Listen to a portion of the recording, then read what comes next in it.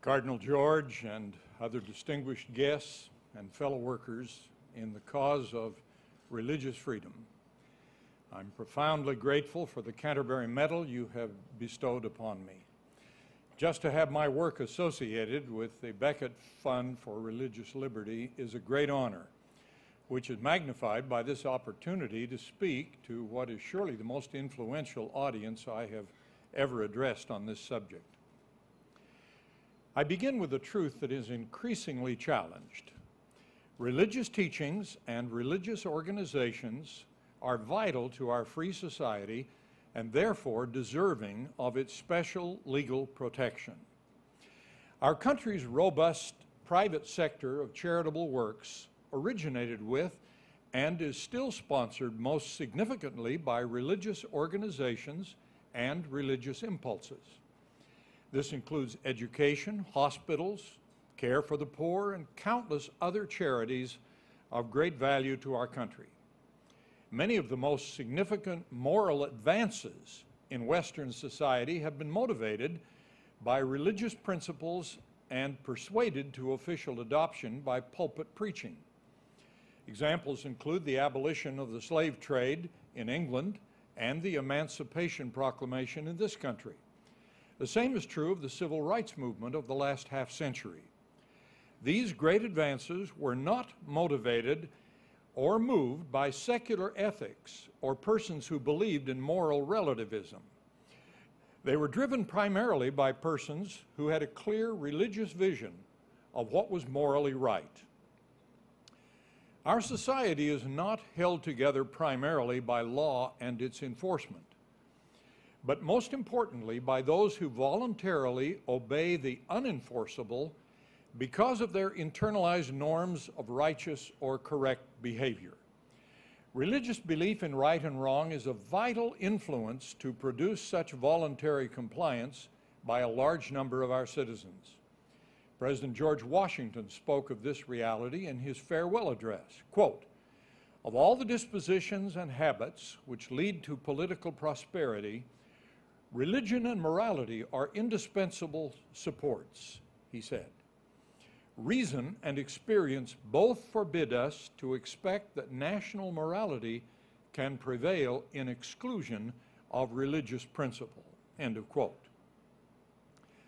Over 200 years later, in 1998, Congress enacted a law that formally declares, quote, "The right to freedom of religion undergirds the very origin and existence of the United States," end of quote.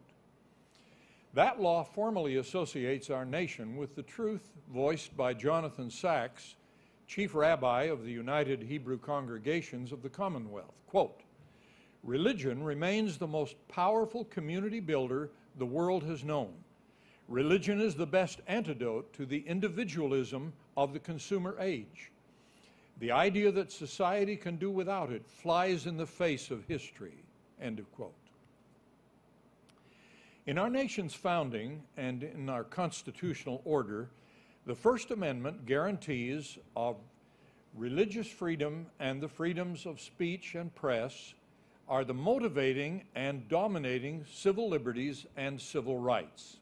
Appropriately, the guarantee of freedom of religion is the first expression in the Bill of Rights of the United States Constitution, and it is embodied in the constitutions of all 50 of our states.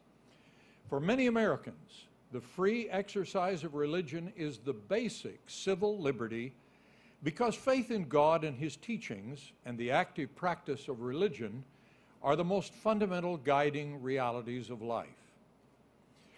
The free exercise of religion obviously involves both, one, the right to choose religious beliefs and affiliations, and two, the right to exercise or practice those beliefs without government restraint.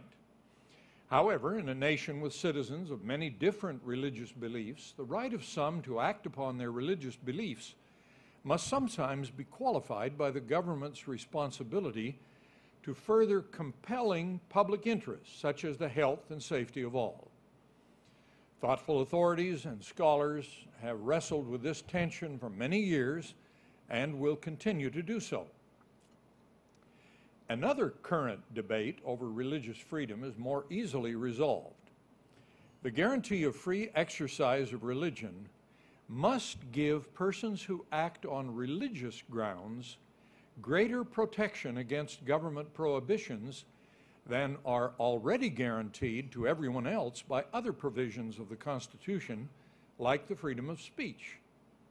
Otherwise, we erase the significance of the separate guarantee of free exercise of religion. Religion must preserve its preferred status in our pluralistic society in order to make its unique contribution, its recognition and commitment to values that transcend the secular world. This preferred status must include more than a believer's right of conscience. The Second Vatican Council's Declaration on Religious Freedom persuasively declares that individuals do not practice their religion as a solitary act, but together with one another, end of quote. Our right to the free exercise of religion must apply when we act as a community. As elaborated by Matthew J. Frank of the Witherspoon Institute, quote, "The vitality of faith comes in its communal character, in the individual's fellowship with others whose views support, inform, and refine his own, including the right to undertake educational, cultural, charitable, and social efforts as they see fit," end of quote.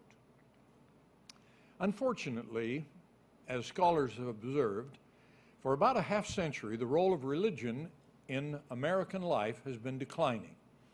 In this same period, the guarantee of free exercise of religion seems to be weakening in public esteem.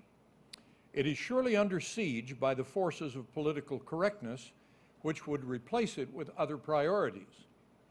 When he was president of the U.S. Conference of Catholic Bishops, Cardinal Francis George referred to what he called, quote, "threats to religious freedom in America that are new in our history and to our tradition," end of quote.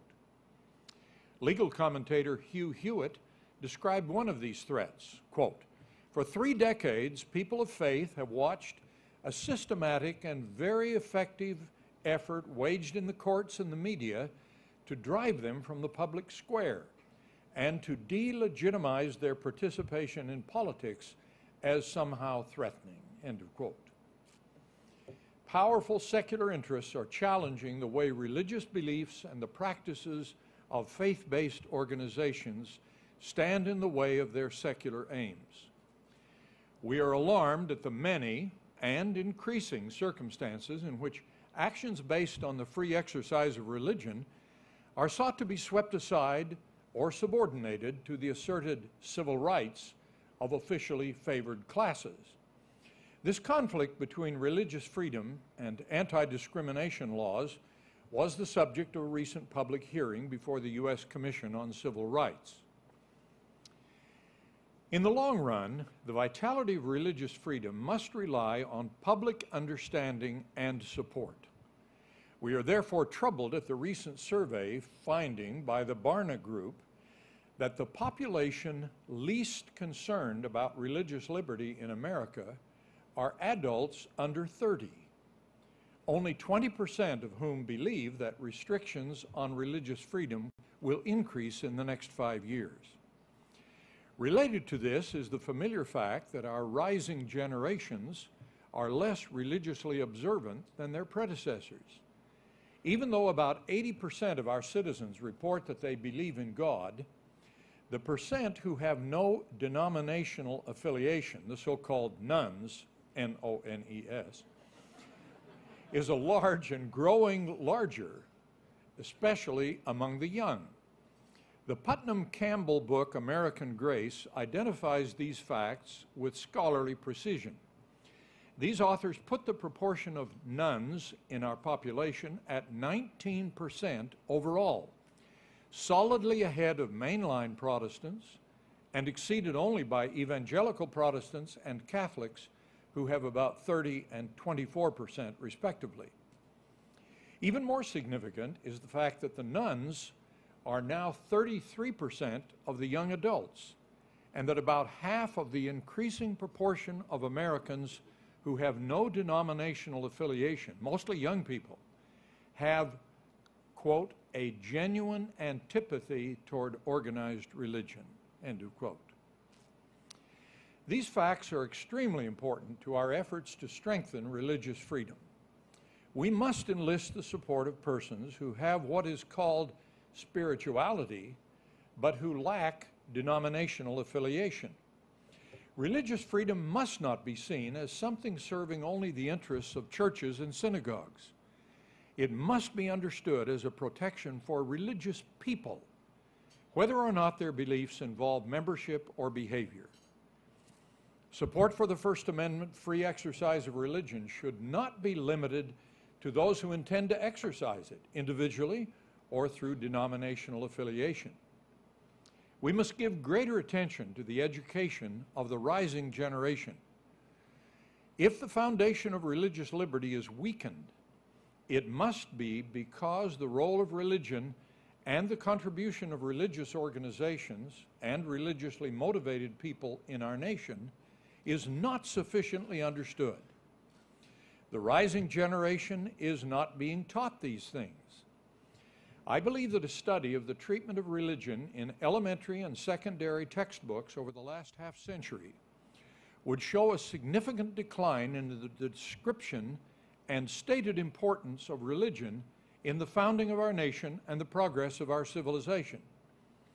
A generation ago, an influential public education group joined others in calling for action by educators, textbook publishers, and civic leaders to halt what they called the, quote, rigorous exclusion of religion from school textbooks and curricula. Scholars of education advise me that the current problem is not so much the exclusion of religion, but its presentation in a critical or biased way that minimizes its influence. The American Textbook Council surveys the most widely used American and world history textbooks. Their 1995 report contained this description, quote, "The strength of religion in shaping human thought and action is not often explained, and its role as a motivating agent of culture, politics, and ethics often remains under-examined. Religion in the contemporary world is discussed by region, out of context, and often in oblique and misleading ways," end of quote. At the same time, some influential leaders and many educators have come to consider it bad taste or even illegal for public schools even to mention religious influences and motivations. A continuation of this trajectory of ignorance and advocacy of diminished religious freedom, inhibiting the free exercise of religion in favor of other, though often worthy, social goals, will fundamentally change the character of America and not for the better. The problem of educating the public, and especially the rising generation, needs to be addressed on a front wider than preaching, lobbying, and litigating. We must employ education to broaden the base of citizens who understand and are committed to defending religious freedom. This will require better information for our religious believers and also the enlistment of other groups. I conclude this recital of concerns for the current and future freedom of religion with what is essentially a legal point, but one of considerable significance. We must be sensitive to the definition of religion. We must resist two opposite tendencies. We must not define religion too narrowly, excluding those who do not believe as we do. Christians and Jews can make this mistake by arguments and practices that fail to extend religious freedom to beliefs outside the Judeo-Christian tradition. The opposite tendency to define religion too broadly is more seductive and more dangerous. We already see the tendency to describe religious freedom as freedom of conscience, whatever its source. That definition can deny the protection of the free exercise guarantee to churches and the organizations through which believers exercise their faith. In addition, if we expand the definition of religion to systems of belief not based on a divine being, we incur the risk I once described as a judge in a lecture at DePaul University. Quote, "The problem with the definition of religion that includes almost everything is that the practical effect of inclusion comes to mean almost nothing. Free exercise protections become diluted as their scope becomes more diffuse. When religion has no more right to free exercise than irreligion or any other secular philosophy, the whole newly expanded category of religion is likely to diminish in significance." End of quote. While there are serious challenges to the continued strength of the constitutional guarantee of free exercise of religion, there have been many encouraging developments during the last half-decade that makes us optimistic about its future. First, we have the marvelous work of the Becket Fund for Religious Liberty. We, of course, link them with the United States Supreme Court's remarkable decision in the Hosanna-Tabor case. Remarkable for its ruling, its opinion, and its unanimity. We salute the Becket Fund attorneys and all others involved in advocating this marvelous precedent, which we pray will be applied rigorously and persuasively for years to come.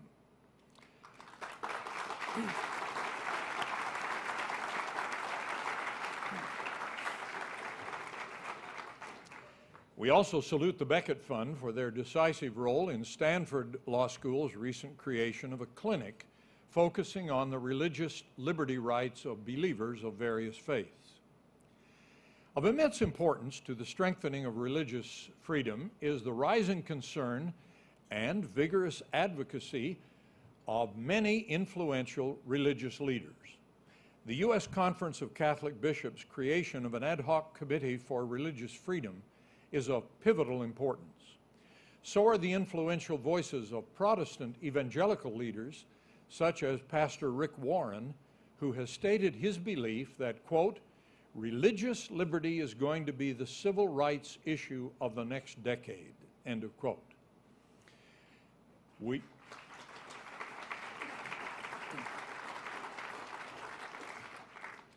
all agree with Cardinal Francis George, who said, quote, "In the coming years, interreligious coalitions formed to defend the rights of conscience for individuals and for religious institutions should become a vital bulwark against the tide of forces at work in our government and society to reduce religion to a purely private reality," end of quote.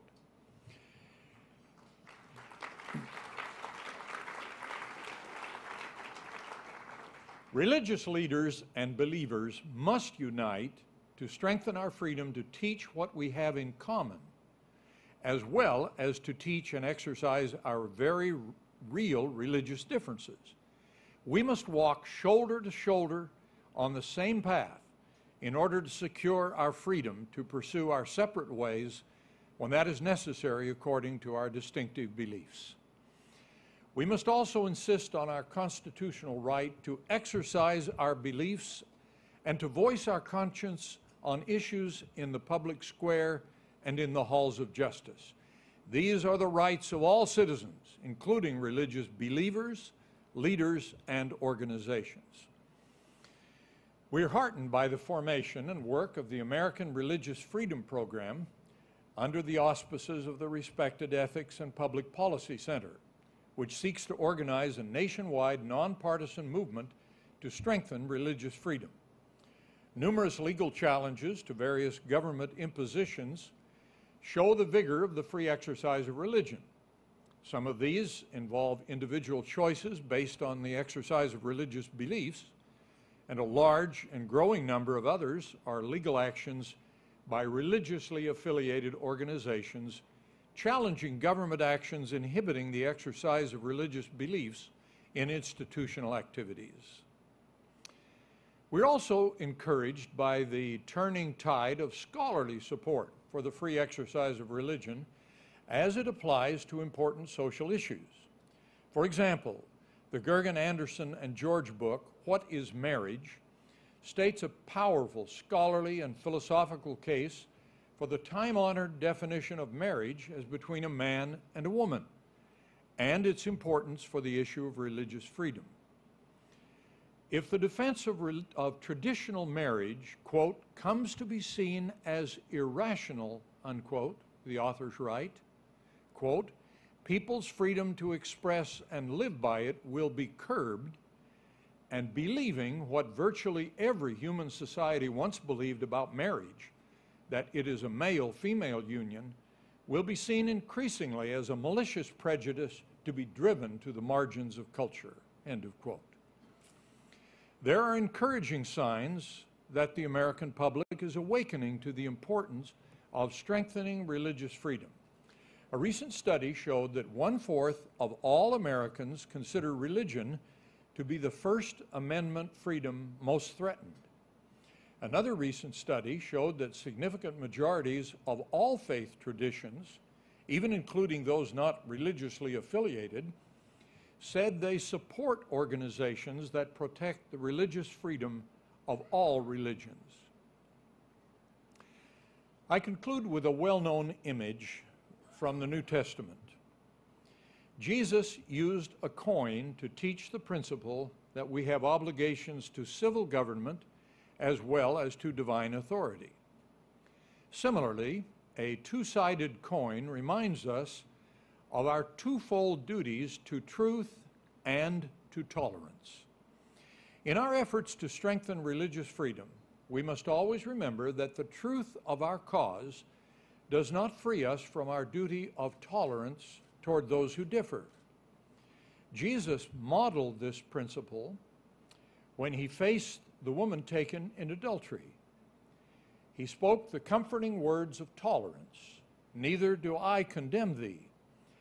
Then, as he sent her away, he spoke the commanding words of truth, "Go and sin no more." We should follow this example by kindness in communications, but firmness in the truth. The metaphor of the two-sided coin yields another lesson with which I close. The coins of our country contain the declaration, "In God we trust." I repeat that declaration as the concluding affirmation of this message and invoke the blessings of Almighty God on our difficult task of preserving and strengthening the precious first freedom, the free exercise of religion.